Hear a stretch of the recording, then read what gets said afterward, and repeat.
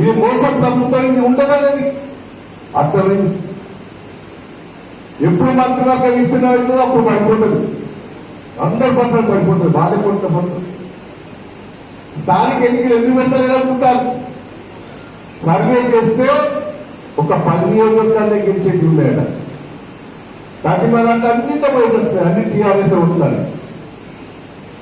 గెలిస్తే ప్రభుత్వం పడిపోయి టీఆర్ఎస్ గెలిచే ప్రభుత్వం పడిపోతుంది భయంతో స్థానిక ఎన్నికలు పెట్టలేదు. నేను మొదటి నుంచి అంటున్నాను, దమ్ముంటే స్థానిక ఎన్నికలు పెట్టి చూడు, ఈ సత్తా మా సత్తా అందరికీ తెలుస్తుంది.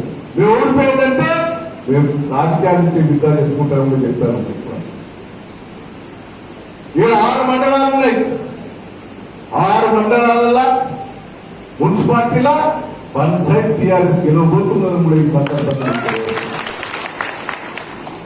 1 సైడ్ ఎన్నికలు ఉంటాయి, రాసి పెట్టుకోండి.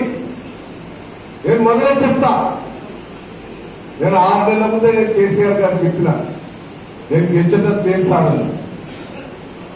నాకు సర్వే చేస్తే 5,000 10,000 దిగి వస్తాను. నేను రాజధానిలో పడిపోయేటట్టున్నది.